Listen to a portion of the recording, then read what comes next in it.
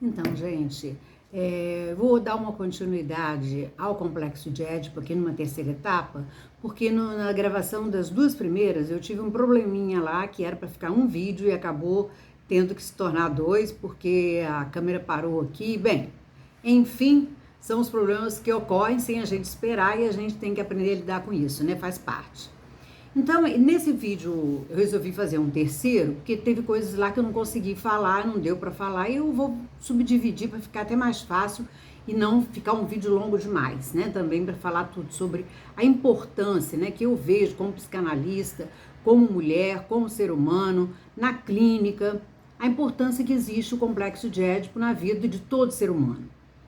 Se você busca, se um paciente chega na sua clínica com um problema, seja homem ou mulher, você começa a observar que ali tem alguma coisa relacionada ao complexo de Édipo da criança vivida lá atrás.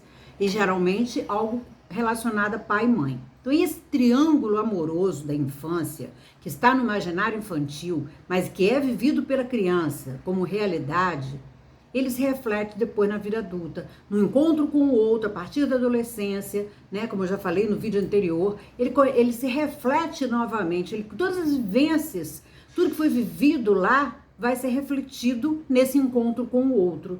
Se foi de uma forma positiva, se foi de uma forma negativa, como foi o sentimento que a criança percebeu naquele triângulo amoroso ali, a forma como ela captou tudo aquilo e introjetou para ela, e marcou o seu inconsciente e ficou lá muitas coisas, muitos fatos, muitos acontecimentos, muitas angústias, tá tudo recalcado a ideia do que aconteceu, mas o afeto tá por ali pairando e ele vai se deslocar, é a pulsão. E essa pulsão que é a libido, pulsão libidinal, ela vai se refletir amanhã na fase adulta. Ela vai se refletir aonde? No encontro com o outro. Ela vai estar buscando satisfação que não foi conseguida lá na infância. Porque o inconsciente é atemporal. Ele não sabe que a criança não é mais criança, que já é adulto, e isso não é consciente para a pessoa, para o ser humano. Porque existem coisas recalcadas, ideias recalcadas ali que vão se refletir depois. Mas o afeto fica por ali buscando satisfação. Nós, enquanto seres humanos, sempre queremos o quê? A busca do prazer. Sempre estamos buscando aquilo que nos dá prazer. Aquilo que a gente sente uma satisfação enorme. É isso que a gente busca sempre. Então, essa pulsão vai estar por ali buscando satisfação. No encontro com o outro, essa criança vai querer realizar esse amor que ela teve, o menino, o amor pela mãe e uma hostilidade ao pai. A menina, contrariamente, né? É o amor ao pai e a hostilidade à mãe. Isso vai ser revivido depois na infância, inclusive nos relacionamentos que não são amorosos. Mesmo se houve ciúmes demais, se houve raiva demais, se houve uma desconfiança, uma paranoia dessa criança, né? Ficou aquilo na cabeça ali, encucado com aquilo. Isso tudo pode se refletir amanhã em qualquer relacionamento que ela venha a ter, até numa amizade. Um ciúme da amiga, um ciúme do amigo, né? Para o menino. E isso pode voltar a se refletir, inclusive com uma coisa, muita paranoia, né?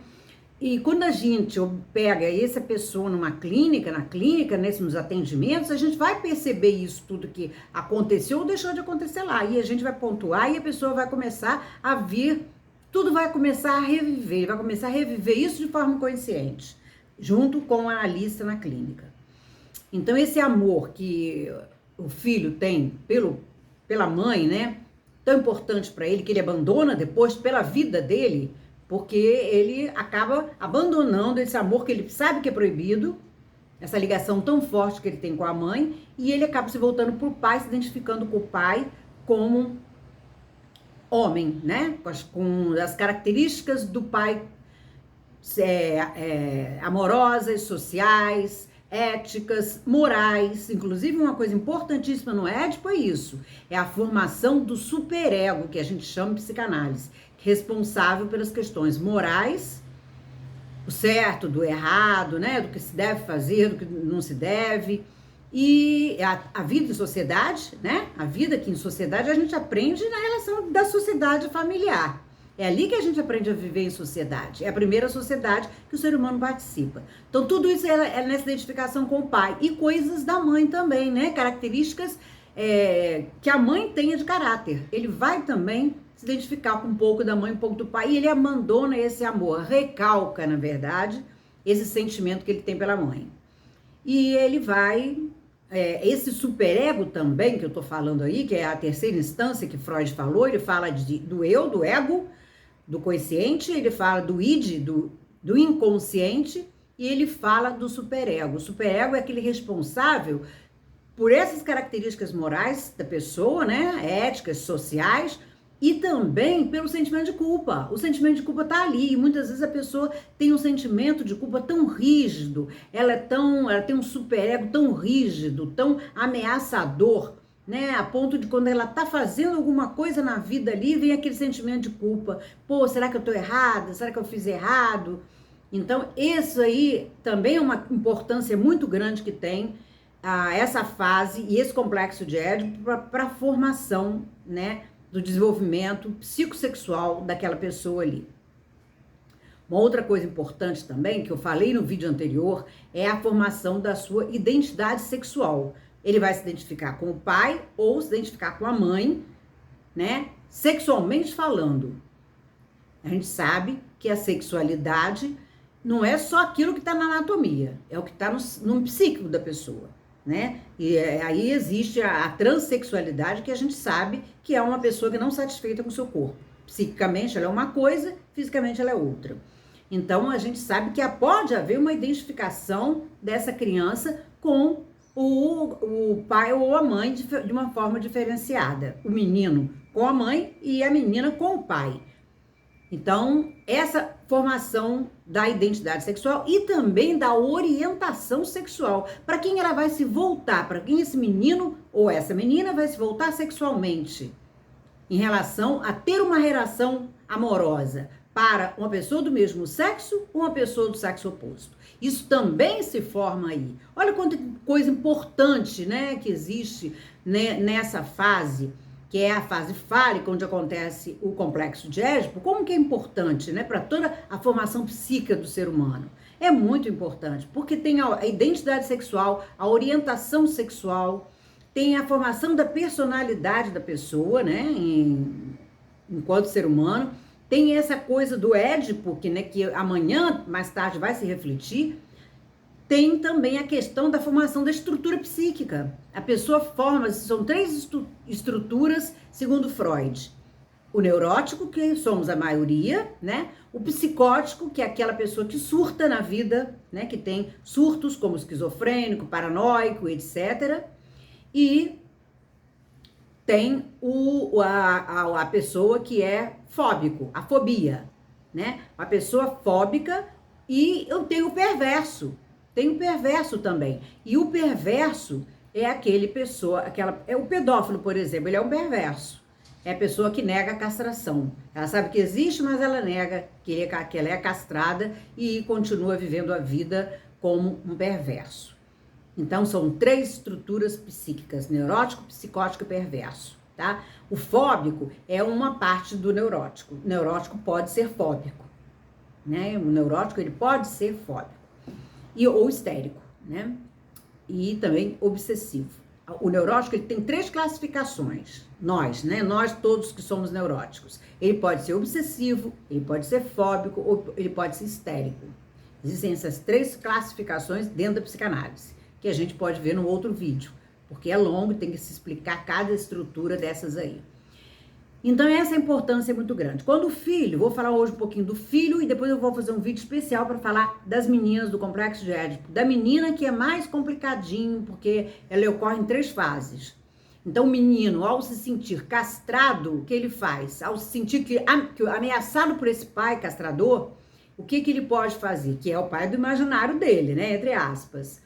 Ele abandona aquele amor pela mãe e ele vai viver a vida normal, ele vai viver uma vida por uns 3, 4 anos aí, mais voltado para estudos, para esporte, para outras coisas. E ele recalca esse período, que é muito angustiante para a criança. O menino, principalmente, ele sofre da angústia de castração.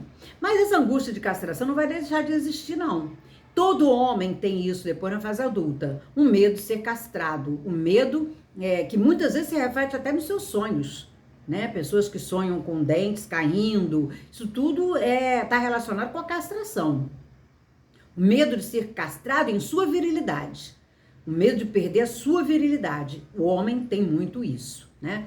Então ele abandona essa relação com a mãe e vai viver a vida normal e as consequências, o que aconteceu lá, ele vai levar para a vida adulta. As suas neuroses, né? O que ele captou lá, o que ele, se foi depressivo, se foi angustiante para ele, cada um vai ter o seu sintoma. O neurótico, após o complexo de Édipo, ele vai ter neuroses, ele vai ter neuroses na vida, ele vai ter sentimento de culpa. Essas são as características do neurótico, né? É o sentimento de culpa, será que eu tô certo, será que eu tô errado, sempre aquela relação dúbia com a vida, sempre se perguntando, sempre se questionando, será que é alguma coisa que eu fiz, será que eu não fiz, aquela expectativa em relação ao futuro, aquela ansiedade muito grande em relação ao trabalho e tudo mais, são tudo características do neurótico. O neurótico tem todas essas, né, é o lá e o cá, o certo e o errado, ele está sempre ali vacilando entre esses dois pontos, né? Isso são características do neurótico. O psicótico não tem nada disso. Ele surta, acabou, realiza o que ele quer realizar, toma remédio, né? Ele tem que ir ao médico para controlar os surtos, mas ele vai ter uma vida, ele vai se realizar o que ele quiser lá e ele não tá nem aí para isso. Não tem sentimento de culpa, não tem essa relação com o pai e mãe, nada disso. Psicótico, ele não teve o olhar da mãe, né? Ele acabou surtando na vida, né? E depois o perverso, né? Que o perverso sabe das coisas, mas ele nega. E ele vai, e a questão moral para ele não tá nem aí. Um exemplo é o pedófilo. O pedófilo é uma pessoa, todo pedófilo, ele tem uma estrutura perversa. Então, é isso, gente. Nesse vídeo eu queria falar muito sobre isso, sobre a questão do menino, mas depois a gente vai ver um vídeo falando sobre a menina, que é muito importante também para a vida da mulher, principalmente no mundo contemporâneo hoje. Então, se você gostou, se você se identificou, se você tem dúvida, curta, comente, compartilhe, deixe o seu comentário, deixe a sua dúvida aí que eu vou responder com carinho e cuidado. E principalmente se inscrevam no canal, viu, gente? Pra gente continuar a fazer vídeos para vocês, viu? Me sigam nas redes sociais, tá aí abaixo logo do vídeo. E até o próximo vídeo.